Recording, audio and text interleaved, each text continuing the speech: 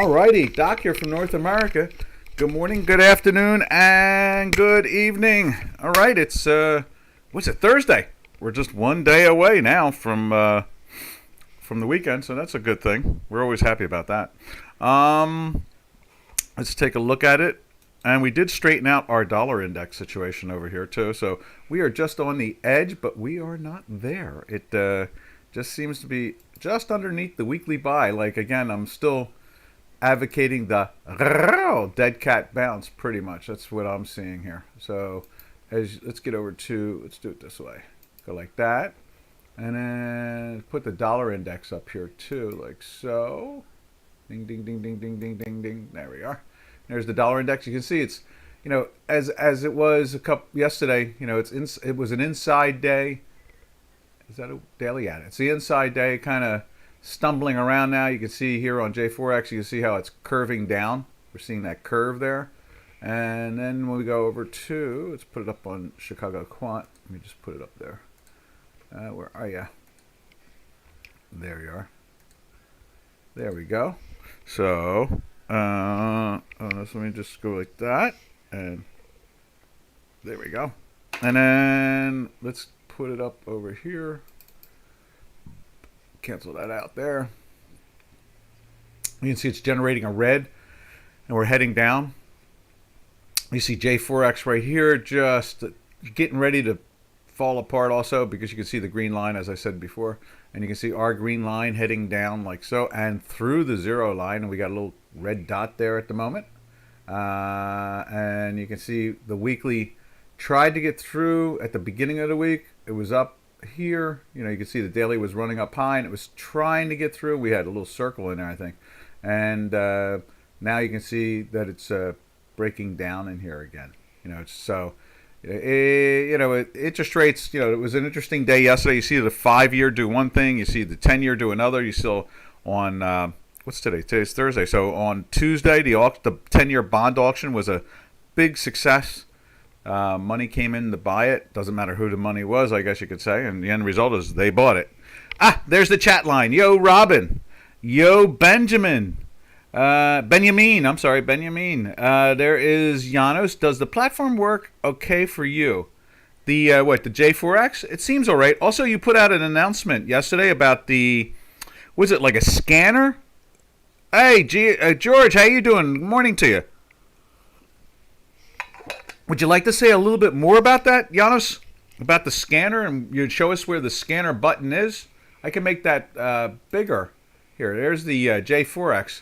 And you have some type of scanner, or is it like it shows like the most active, or there was something. Let me go look on my internal thing that you put out yesterday. Oh, no, not a rejection. No, it can't be a rejection again. Let's go like this. There we go. We're just reloading something else that was whack. There, so I go like that. Let's see. I just saw what you had put out. You put out some. Oh, there. Go to the view. Okay, let's go to the view. Where is the view? Oh, okay, view up top. Right there's the view. Okay, and then tick hot. What's it called? Hot lists. Cool. That sounds good to me. Hot list. Where's hot list? Right there. It's right at the top. And I click on hot list. And then, I put a click on hot list. There it is. And on the left side here, the name shows, let's see if we can shrink this down a little bit, make it a little bit easier for you. And we'll just move it over like so, like that. No, not that one. Let me just do this too at the same time. I'll move this out of the way. There we are. Go like that, and then go back to it again. There it goes. So this list here, it says, Fresnes SE company. Okay. There's I guess the flags make it. Oh, look at that! It's moving up and down. It's like a tape. And these are what? The most active products. Filter by price change. Oh, and it is on the left. Highs and lows. Oh, okay, cool. So we can follow it, and this is the last hour. Okay. And I guess if we go to today or last week, so there it is again. You can see who's Standard Charter PLC. Interesting. What do we got? Let's see if we recognize a few more. There's the AstraZeneca. Okay. Yeah. I mean, AstraZeneca is a big one over here in the United States. You hear about it all the time. You know, it's pharmaceutical, so everybody's paying. United Utilities Group, interesting. BT Group, Zurich Insurance. I have Zurich Insurance. All right, personally, cool. Excellent. This is really cool, and it shows you. Let's see. I guess I could move that over on some level. Can I move that over? I know I can. Can I? Let's just make it wide again like that. Ah, there it is. So you can push it in, and then you can push it out. Now how about I go like that again? Interesting. Very good. And time frame too. Excellent. Excellent. Let me just go over here. I want to put the euro into this spot right there. Let's just go like that, like that. There we go. And back to the J4X. There we go. Yeah, that's interesting. And at the same time, we can go down the list. We're looking like, let's go to the euro right now, like right there. And it doesn't disrupt it. So the list is sitting right there consistently. That is cool. Okay. Yeah, because that is a big thing. People are scanning all the time, trying to scan and find products that are active, get involved in the volatility of them when they're, the options, so forth. Z Holdings, that's interesting. Wonder if my little Spanish company comes up, the energy company, every so often. You would think that would be rocking all the time, wouldn't it? That would be pretty cool. Oh, this is nice. Thank you, Giannis. I saw that message yesterday. I do look. Sometimes I get involved in trading and other things, but I do pay attention to when you put something up there. I do read it. It might not be, sometimes it could be minutes later, seconds later, or 3 hours later, but I do pay attention to all of it.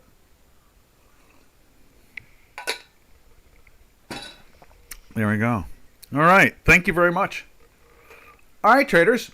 So there it is. We're going to have it right up on the screen consistently. Can you see? No, I got to move it over just a little bit more like that.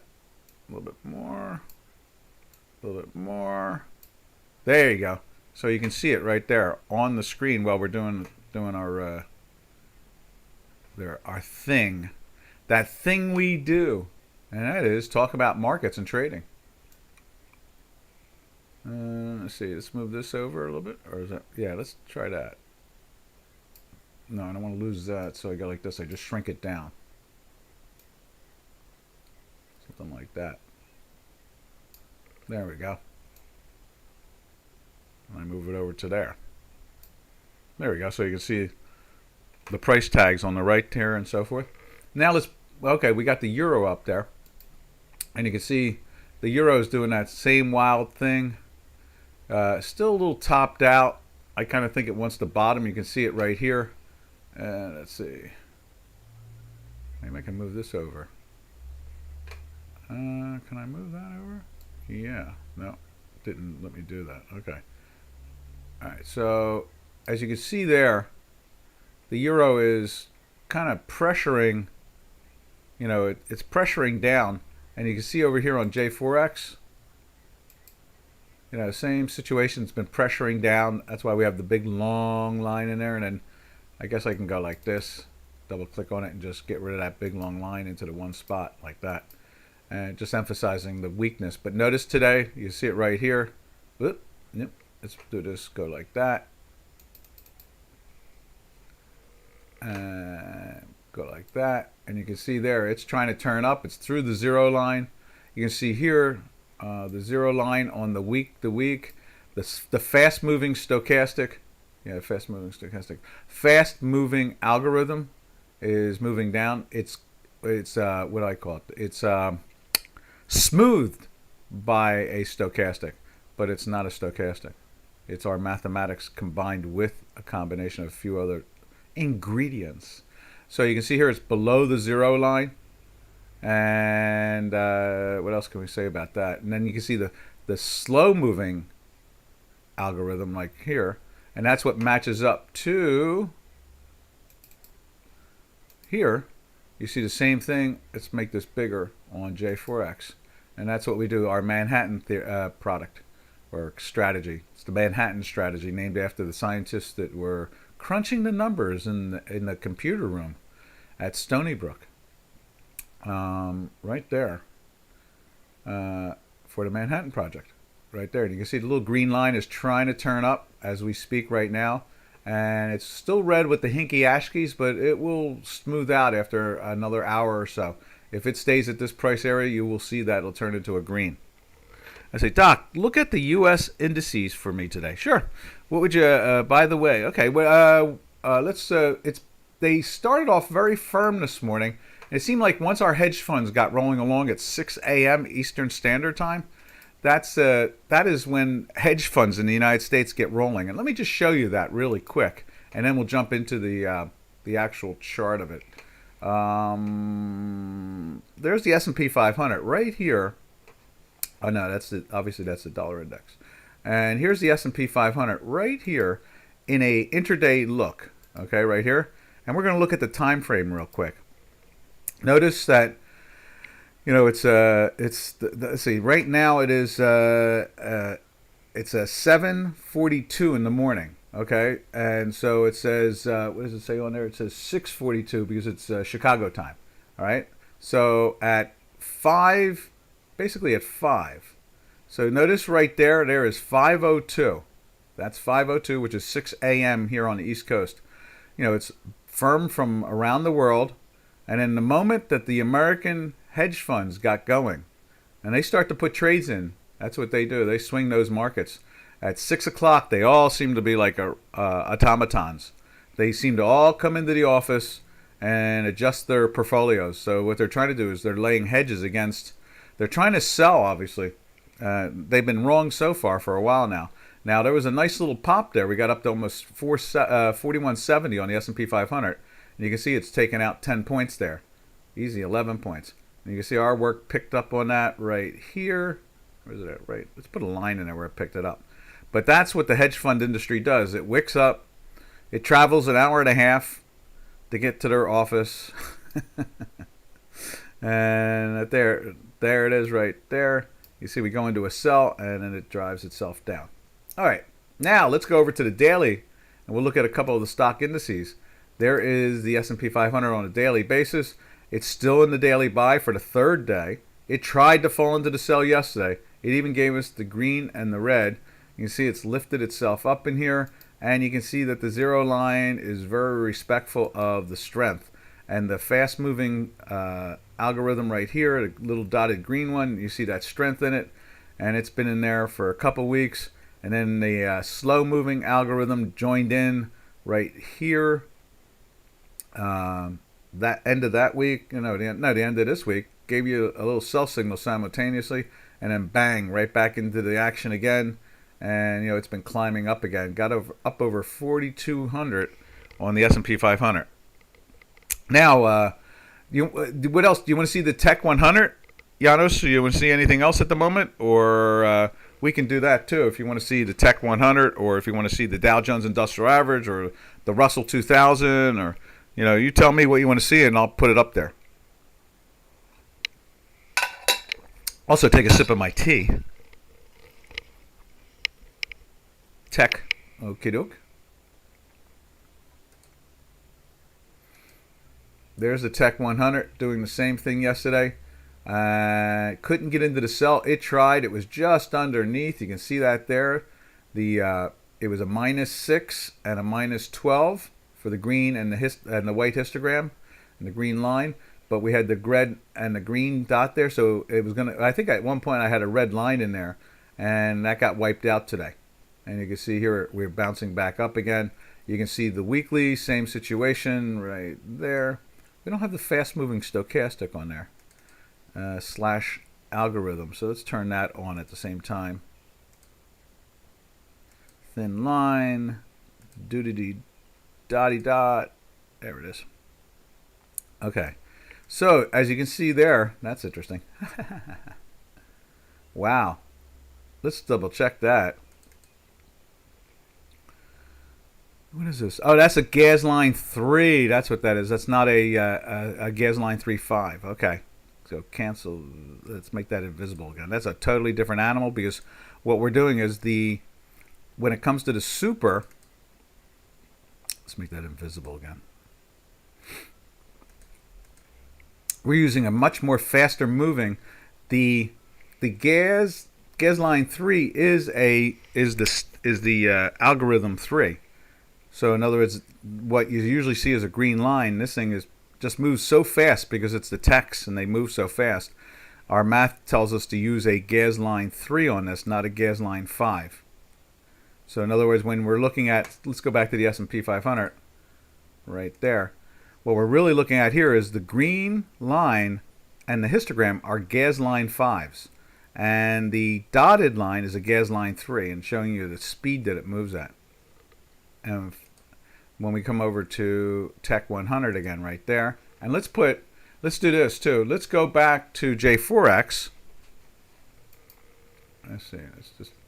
Do I have the right one up here? Yeah, I do. Okay, so that is the Tech 100. Okay, and then let's go over to here. Let's do it this way. There's the S&P again. All right, and then let's show you on J4X how it acted. There it is right there. Okay, so you can see all that green for the last 3 days. Same situation we have right here. So the Manhattan indicator is doing a fine job. Unfortunately, because of the green line underneath, the fast-moving stochastic knocking down the slow-moving stochastic, you're below and it's negative. So you have to like stand to the side. You know, you're standing to the side because, and then if we take a look at the weekly, right there, you can see, you know, it's in a weekly buy with a green line breaking through, and you can see for the last 5 weeks, green bars. Okay, so then you go back to this over to here, and you can see same situation. Is that 1, 2, 3, 4, 5? This is a 6th week on that fast-moving algorithm. So it's a week ahead on that one at this time. Sometimes it doesn't work that way, but at that time it just happens. And it goes into the buy here, and then falls into the sell. Did it fall in the sell? Yeah, no. I guess it did not fall in the sell. We'll have to double check that. I think it did fall in the sell. I think that's just I don't know. Let's go. Let me just go and check something here because I'm a little confused by that. Let's see. Yano says the rally seems exhausted. We usually say it's trading heavy. You know. Oh, I see. Wait a minute. Let's go up to and small caps. All right. So you got a lot of things in there you want to see today. And the 2000. Okay, cool. And NVDA is a single stock. We can do that. I am waiting for those to go into sells. This rally seems exhausted, topped, but not confirmation of a sell. I need the world to burn. You're short. Be careful. The hedge funds are short, and they're losing money. I'm hearing it from friends. No, be careful. And I've told you, Ed Yardini and a few of the good fund managers have been right for so many decades, say that the bottom was put in October, and the hedge funds are still not convinced. They think that there's going to be weakness. If we're going to see weakness, Janos, it's going to come more than likely in the middle in the next week and a half. And that's what you're seeing right now. You're seeing that selling, and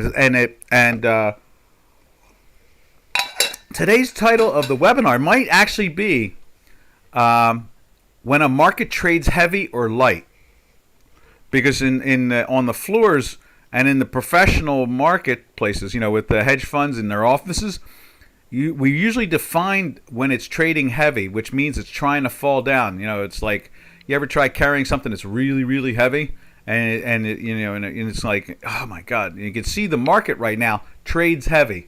In other words, every chance they get, they sell. They sell.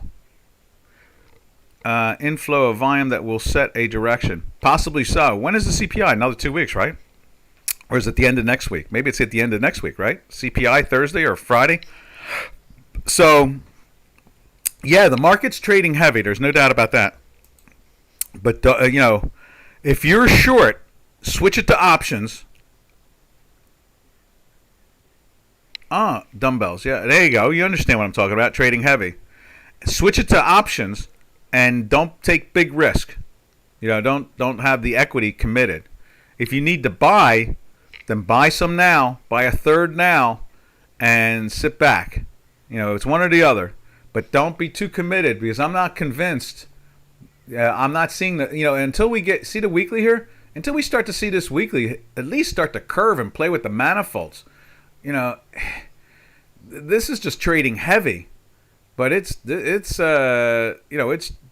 drifts up every chance it gets.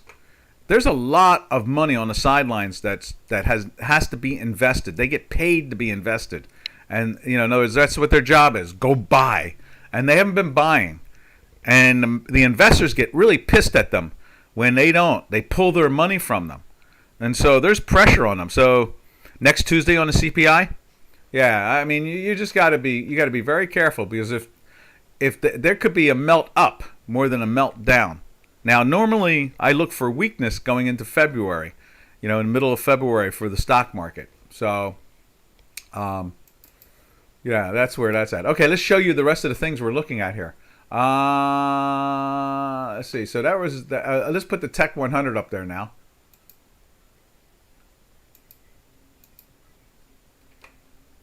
There's the Tech 100, and the Tech 100 is doing the same battle on a week-to-week basis, as you can see right there. And at the same time, it's topped out. It's in the 80s, on the stochastics, the fast and move stochastic. So it trades that range of 100 to a 0, 100 to a 0.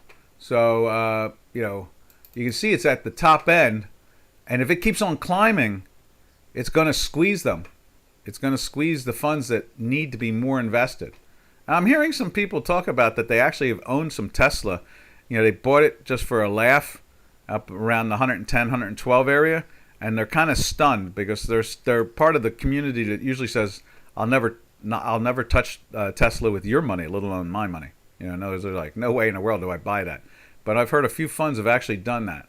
All right, now let's go back to Chicago Quant and put the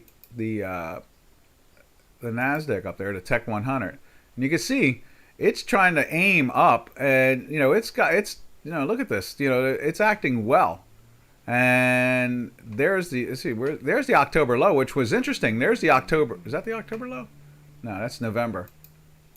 Let's see the October. There's the October low, and some of the smart money's been thinking that this is the low for the for the next 6 months, if not more, and you can see. All they can do is play with that low again, and they couldn't go after that. And you can see here they're ripping up, they're hurting them. And when we go like that, you can see here they've already pierced that area. The next one is the 14,000 area. They'll be starting to play inside this, and they'll start to get real nervous that they don't have enough position on. And that's probably why last week when we looked at the and I called down to Florida even to talk to some of the old friends. Well, they're not old friends; they're just long-time friends. Matter of fact, they got a hat and a shirt waiting for me. They said they have a hat that says Theta, option Theta. They named a boat. They have a boat, and it's parked right along Mar-a-Lago, right around there. A nice place to be. And they keep on trying to entice me with a $10 million condominium. Come on, you can come hang out with us down here. We got a $10 million condominium sitting here. Come on. And we got a hat and a shirt for you, too. And it's like, okay, sure. But anyway, end result is that the money is running towards those zero options. Those expiring options. That's the gamma they're buying in case the thing explodes. That's why they're buying those options. That's why they broke a record last Thursday on the all-time high of volume in options in general. Big money is throwing the money at the zero options just in case it explodes. That's why they're doing that. Okay. The talk has been that the recent surge has been funds going net long just because their statutes have them to do it. Yes. Yeah, they're incorporated to do it, and they're supposed to be doing it, and they're not doing it. And so they've been fighting. There's a lot of them out there thinking recession. What was it? I heard a good one this morning. I'm trying to think what it was. Someone said, "Oh, what did they say?" It was like, "Oh, recession Now, there was something else they were blaming that could happen. Earnings. There's talk of earnings being weaker. You know, these accountants, these CFOs in these companies do a fine job to make things look stable legally. They do. So, what'll happen is that one or the other will be down inside a company's earnings structure. They'll make more money, and the earnings itself might be down, and they'll say next quarter looks even better. And money likes to look forward. They don't like to look backwards. So they'll be paranoid. They'll be, oh God, I got to get longer again. But I would say that when we were having this conversation on zero options, zero day options, I would say that that's half of it. They probably come in the mornings and they just buy it. And that's why they sell the futures contracts. They're long the options, they sell the futures contracts. And that's why you saw at 6 o'clock in the morning here in the United States, the funds started to sell. And that's the reason why. They sell against their option position. And so what is that? That's a straddle. That turns it into a straddle. And then if the market explodes, their options are going to make more money than their short futures contracts. And that will add capital to their portfolio since it's underinvested. There you go. I just explained it all. Hell, that is literally the logic to how institutions use those products. I'll repeat that again if you want to hear it again.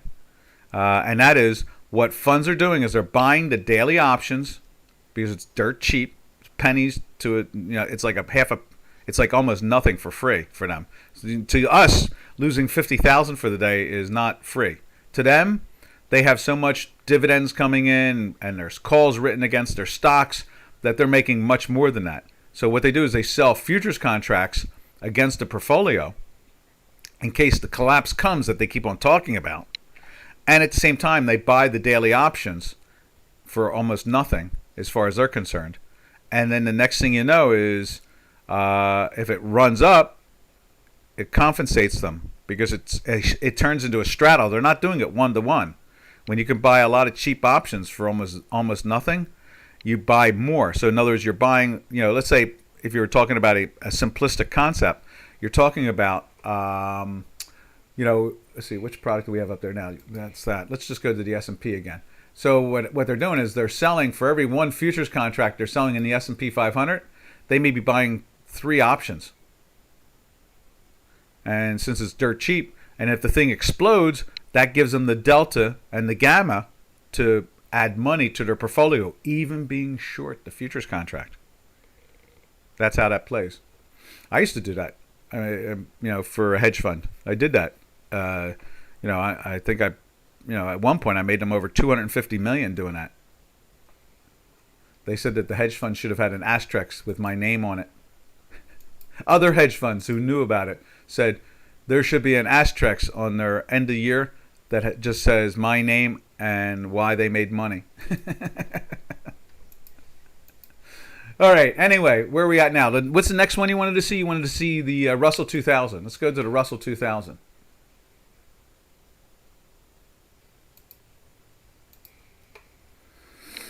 Russell 2000 right there. There's Ford. And then, we'll put that stock in after we do the Russell 2000 for you. NVDA, maybe it was, I think. Okay, so where's the Russell? For you old British music fans, I like to see Shop. That's a Shopify. But I think the Pet Shop, the old English band, Outfield. No, it's the old band is called Outfield, maybe. And that North End Girls. That's it, North End Girls. By Pet Shop. That's what it is. When I see Shop, I think of that. Anyhow, that's me. All right, what are we looking for? Russell. There's the Russell. This is the ETF. You see it's doing the same thing. It's playing with the daily sell today, right there, right now. A little pressure on it. Actually, no. Because that is that right? That's 9, that's 8. Yeah, okay. So that's gonna lift up. When the market opens this morning, that is not going to be negative. That's going to be positive. That's what that's going to be, because this high and low is not accurate, because it's what they call early. What do you call it? It's a pre-market, and that high and low is not accurate whatsoever. So what's going to happen is this is going to be bouncing up, and it hasn't seen a sell since there. And you can see the weekly buy. What are we running here? We're running a gas 3. So this, you can see this is the fast moving algorithm. So it's been in a buy since back here in the low. So that's the Russell. Pet Shop Boys, yeah. I can't play the song or we'll get blocked by YouTube. Yeah, it's an old, West End Girls. I think it's called, the song is West End Girls. Yeah. It's one of my favorite songs. Maybe because I went to school in England and we used to go into the West End a lot. I was only like 7 kilometers. No, I was like 24 kilometers away from London, from school. I was in Hertfordshire. I would take the Green Line in sometimes even, or it would turn into the train. Let's put it that way. At a Hatfield. Pet Shop, yes. Anyhow, that's also Shopify. But when I see that, my sons trade Shopify. They know the math, so they do it on their own. I don't even have to send them anything. Let's see, what is it there? What is it? Where are we at? Oh, so yes, that's the Russell. Do we have the Russell 2000 on J4X? Is there a Russell 2000 on J4X?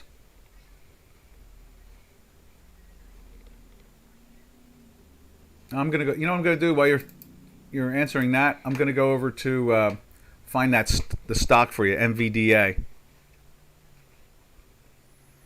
NVDA, isn't it? Yeah. NVDA. Yeah, right there. All right, let's find NVDA now. Let's put that up on there. Where do we put it? Right there. What do I want to knock out? Let's see. There's Uber, there's Zim, there's Ford, some of my play toys, Coin. I think we're going to add one. Let's do this. Activate. Copy.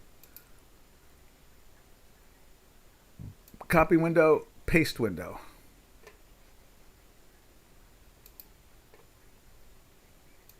Let's see what MVDA is. That's a big. I've heard some positive stuff, with MVDA. A lot of people are, chasing after it for like the last couple months, since the first of the year, because MVDA is where's that mouse at? There it is. NVDA is they figured, it got sold off pretty well. Okay, I got to look it up again. It's not in this one. I remember I replaced this computer with a new computer, so it don't have the same list. NVDA. There we are. Look up. And I'm not a turkey, so I'm not looking up at the rain. Let's see. NVDA. Smart. There we are. Add. Okay. And let's see if they have bats. I'm throwing bats in there, too. And there's Arca. Man, they have them all. Okay. Okay. All right. Now, close.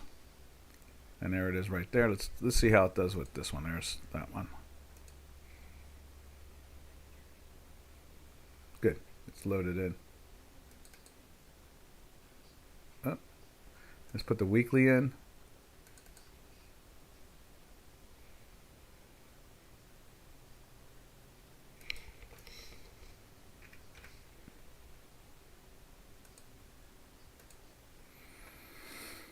All right, there you go. Now let's give it a spin so that it smooths it out a little bit. Where's that spinny thing of mine? There it is. Okay, and then we go back like so. Yeah, it's been on a rampage from the 140s. Look at that, since the beginning of the year. Yeah, they sold that down. I think there was a $500 stock at one point.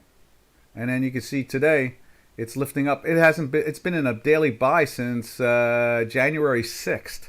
It's been in a weekly. It's running the fast algo, so it's been in a weekly buy since the 11th. Right there, 12th, right there. And then that week it closed in the weekly buy. So this has been one beautiful run. Let me see. Now let's get over to the chat line again. And let's see. Right there it says, "Hey Timothy, how you doing?" Russell is something like 2000 SC. Okay, let's see if we can get that up on J4X. There it is. So what was Russell? Russell is 2000. Oop, wrong place. Wrong button. All right, let's move that over to here. In fact, I'm going to throw this on at the same time. There we go. All right, so we're looking at 2000. There it is. Exactly. That looks like the Russell. Yep. 1900. Exactly. There's the Russell. Okay, let's see what Timothy's up to. Hey, what's happening, Timothy? Let's see. Doc, you provide mentorship. When I grew up, I'd like to see the markets the same way as you. Yes, we do. You can talk to Robin about that. Yes, indeed. So if you really want to sit and yak even more than just the hour that we talk, let's see. I think I can find it for you. Trading. Did I lose that again? I always lose that. Here we go. Let's see. Let's see. There we go. I gotta bookmark this damn thing. The other computer had it, and this doesn't. More. Oh, it's in charting. That's where it's hiding. Okay. All right, here we go. Yeah, if you really want to have longer conversations, just contact Robin right there, and you'll be able to, we can yak about ideas and so forth if you're into that. And you always got webinars here, but yeah, we could. Obviously, if it's just you and me on a phone, you get a little bit further distance, of course. That type of thing. All right. So now, where are we at, Giannis? Let's see, Russell 2000. Let's throw up on J4X that whole Russell 2000 thing, because I really do like. That's it. Look at that. That's the weekly too. Same thing. Look at that. That was January. It jumped across the line, like in the first week of January. Look at that. That's January 2nd, somewhere around there, or January 9th. Either way. That's pretty hot and heavy. Yeah. Nah, that's the 2nd. Look at that, Jan 2nd. And then on the daily, it's probably on a rampage too. It's got the sell going on a little bit, but it's been in that rampage. Not to take the sell because of, you can take some profits, but don't get short because you know that it's in a weekly buy. And you can see here it rolled over in here, and then over here. Let's just go back to that. Remember, I'm showing you only a 6.5 hour. That's why it's nice to have it up on J4X, because I just have the ETF that trades in the United States. So it's not, it's a little different, 6.5 hours a day compared to 24 hours. Yeah, see here, it breaks down, but nah, it doesn't even get into the sell. The best it can do is go down in value, but it won't even give us a sell signal. This thing is so damn strong. It's like, it's like a Tyrannosaurus Rex. Money runs to the 2000 too. Hey, 777, I like that. Yeah, money runs to remember, these are the low caps. This is, in other words, in this indice, there's a chance that there's a Microsoft in there, or an Apple computer, or a Google, or an Amazon, or something like that. There's there's 2,000 of them, and they're all low cap companies. Capitalized, low capitalizations. And so in there somewhere could be one of those type of companies, if not more than, it could be two of them in there. Who knows? Out of 2,000 stocks. Yeah. When you grow up. That's a good one, Timothy, when you grow up. Yeah, when I grow up too, I agree. Yeah.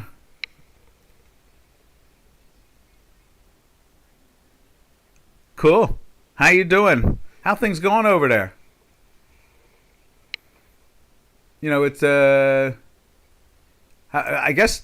Do you know anything about the Credit Suisse problem? Has that started to get cleaned up? It seems like it to me. I think that's what really hurt the Swiss franc for a while. The saltine seemed to break down, and it ran up to like 101. And I think it was all because of that problem that Credit Suisse had. I think that was, in some ways, the same problem that like the Federal Republic of Germany had with Deutsche Bank. In other words, just incredible amounts of liability, and so forth financially.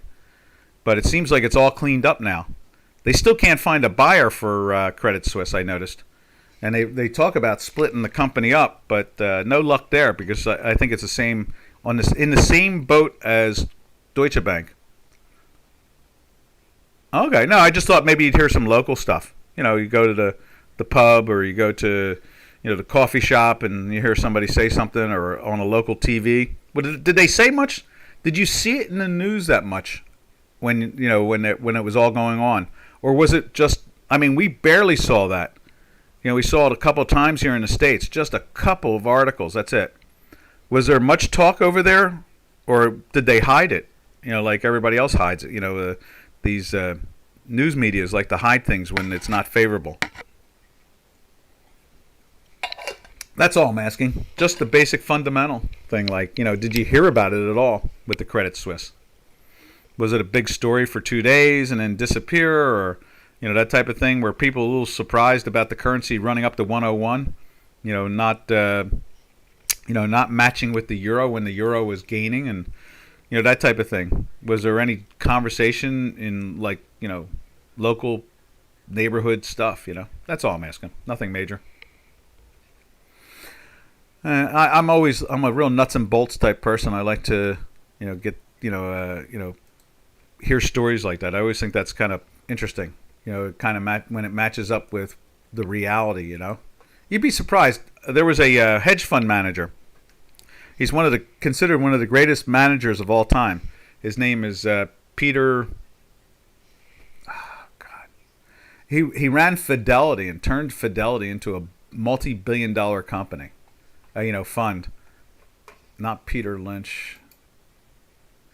Anyway, he used to say that when he was walking, when he was going to walking with his wife to, well, not in my circle. It was in the news for some days though, but not more. Yeah, that's what I was figuring. I figured they hid it. It's had a big effect as far as I can tell. I'm going to find that guy's name. And he is considered one of the greatest fund managers in history. He was with Fidelity. And he used to say that when he was walking down the street with his wife in an evening, he would say to her, what do you see as interesting? And she might say something about shoes or clothing or furniture, and he said that he would listen to her because what was popular, with average people,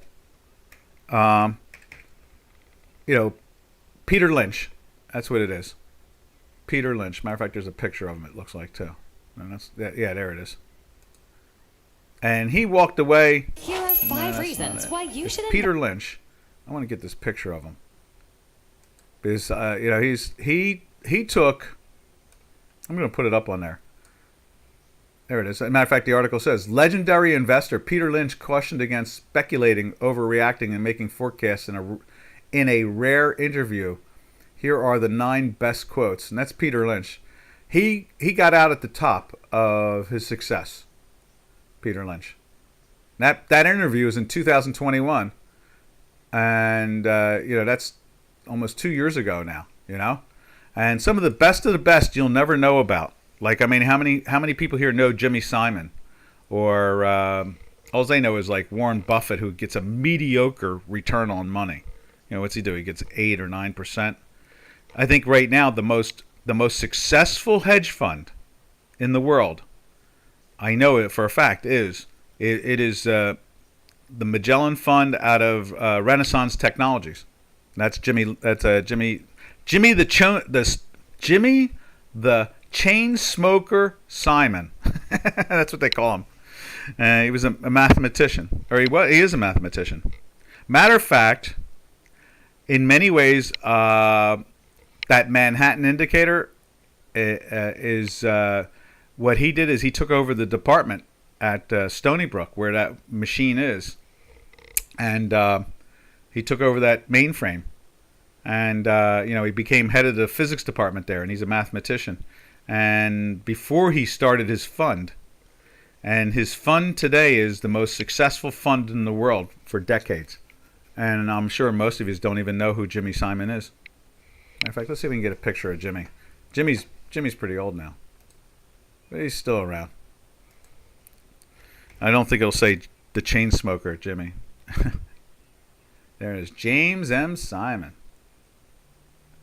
And his is career of doctor. Oh, how about that? Okay. Let's see what that does. Is there a picture? I'm sure it'll be a picture, but Jimmy Simon's Renaissance. And that is probably like the most successful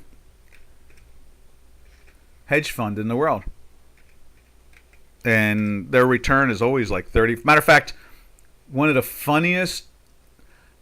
one of the funniest things that ever happened in finance. There it is. I found them. Is they made so much money that they bought their hedge fund away from the private investors. So in other words, they're not public anymore, right? And so then what happens? Here's Jimmy,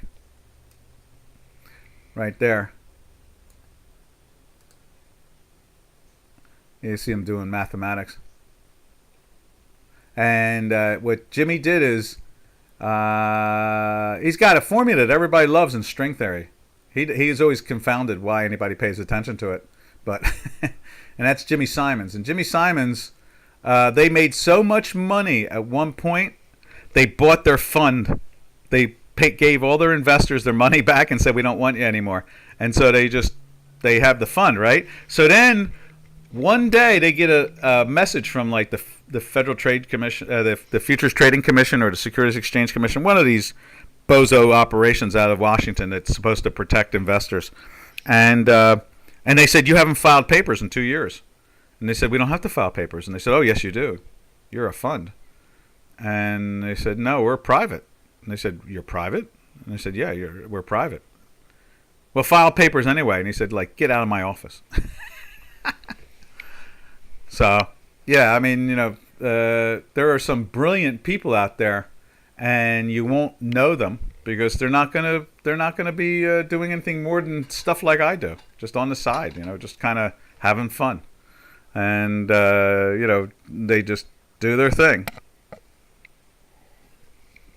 I worked with let's see, the ones that created the Oppenheimer funds. Leon Levy and Jack Nash, and not the Nash that was kind of in A Beautiful Mind. They created the Oppenheimer funds back in the late 60s, early 70s, and they made like billions of dollars privately from it. By the 80s, they were billionaires before billionaires were popular. And I worked with Jack. And one time he was asked to write an article. And he had no interest in telling anybody anything. He was now, he had moved to his own private hedge fund at this point. They had gotten away from the Oppenheimer funds, both of them. And they had their own private funds, Ulysses.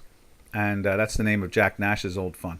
Ulysses, or it still exists. His son runs it, and so he had this Wall Street magazine that catered to like Wall Street. It went around to Wall Street, and they asked him for an article, and so finally he'd turned them down for a couple years.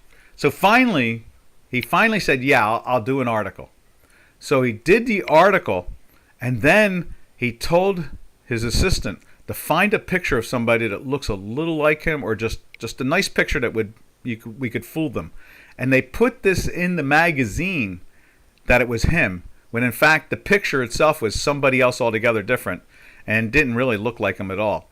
And that's how their attitude is. That is the attitude of real hedge fund universe. So when you see hedge fund guys yakking away, chances are they're just average people. In other words, they're not that good. They're just as good as any other investor.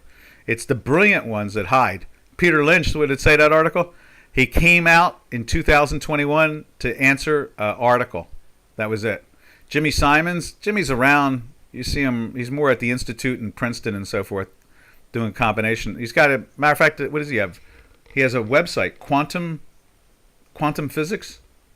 I think that's what he has. He has the magazine, and he basically donates money to science students, things like that. So, anyhow, we've really drifted here.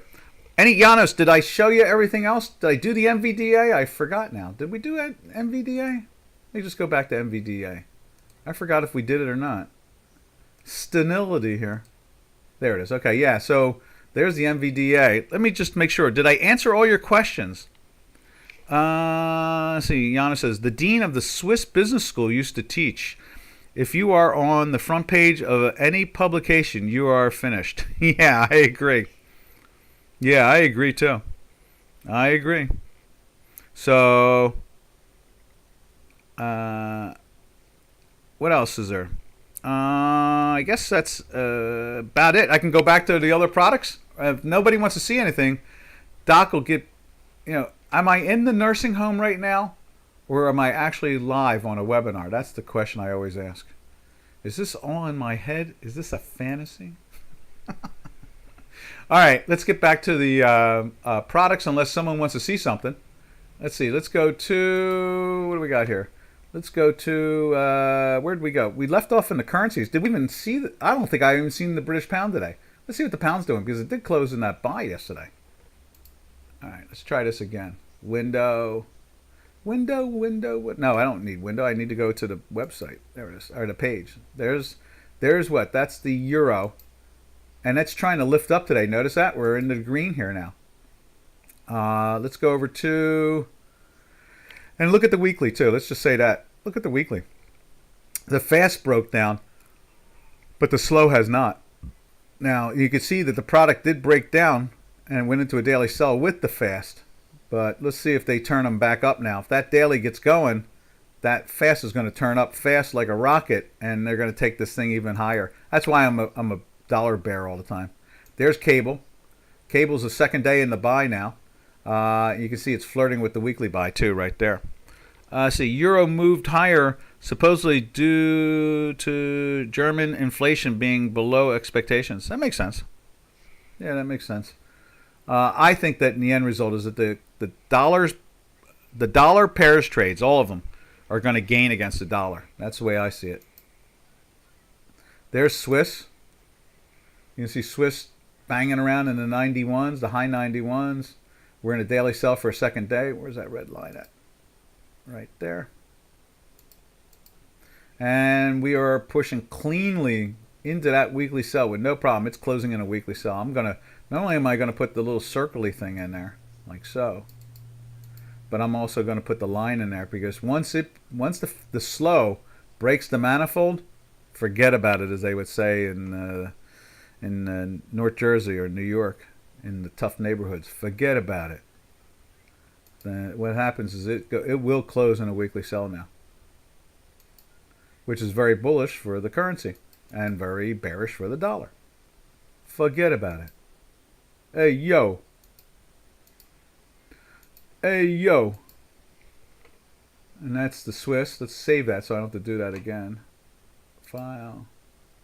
Save workspace. There we go. Mousy. There we go. And just do a save on save workspace there too. Okay.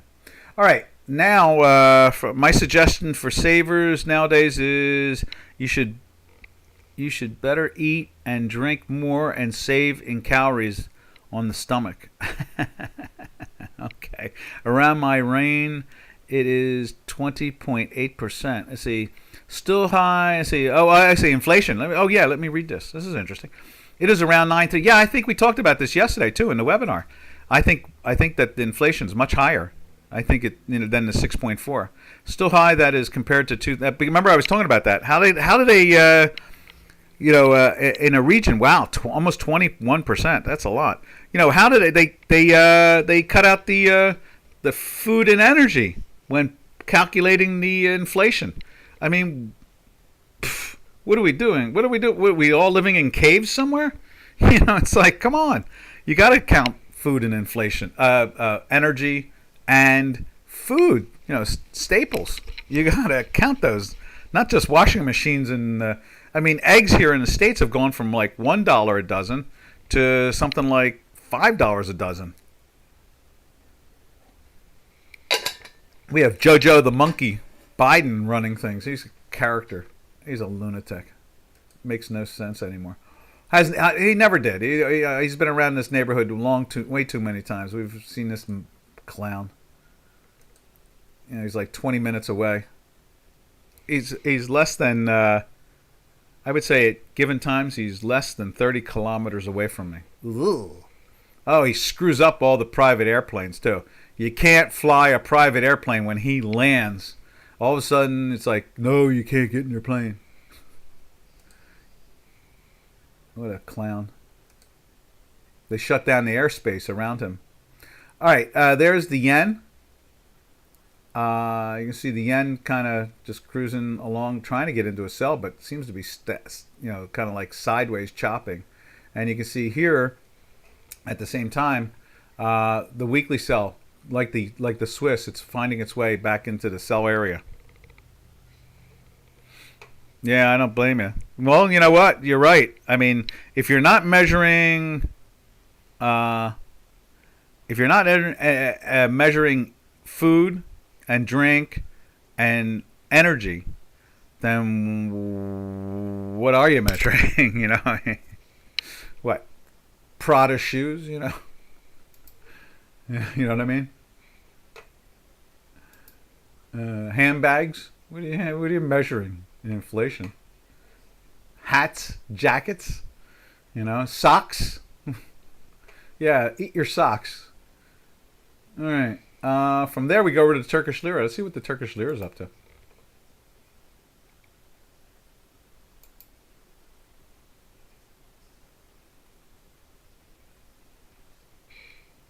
Okay, there is the euro Turkish lira right there.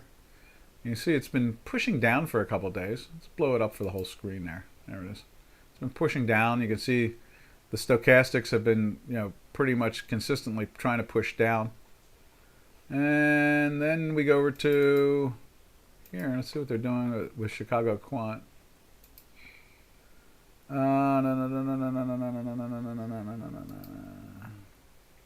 There it is. I just saw it. Turkish lira right there, right after yen. Trying to turn up. We got a green dot. You can see that. Let's fix those green dots. For some reason, they're way out of sync. Format the U. Scaling.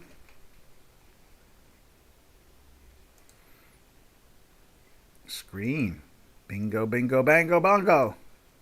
Ta-da. And you can see there, it's trying to get into the buy again. I'll blow that up. And it couldn't get, the fast algorithm got underneath, and both of them broke the manifold.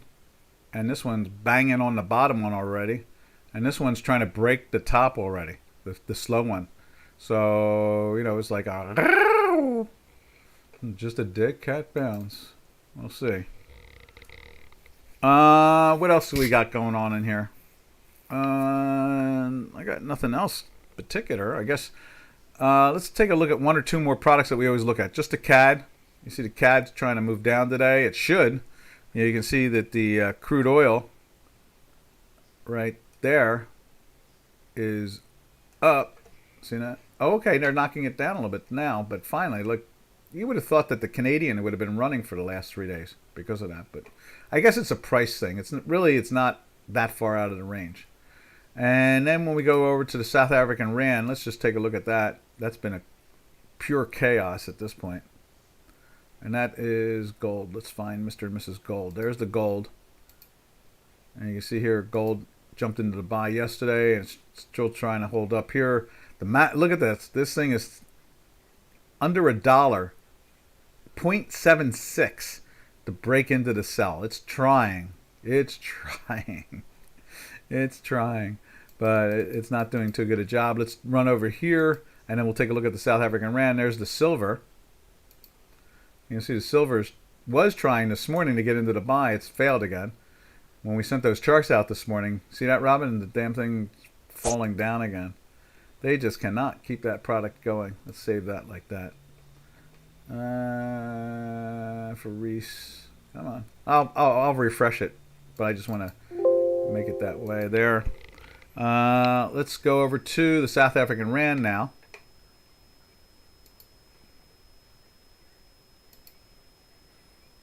There it is, ZAR. South African Rand, yeah. All tangled up in politics. It's challenging these highs here from the politics and the $500,000 in cash. So, all right, traders. It looks like we've had enough fun today. It's been, as usual, Doc loves doing the webinars. And so,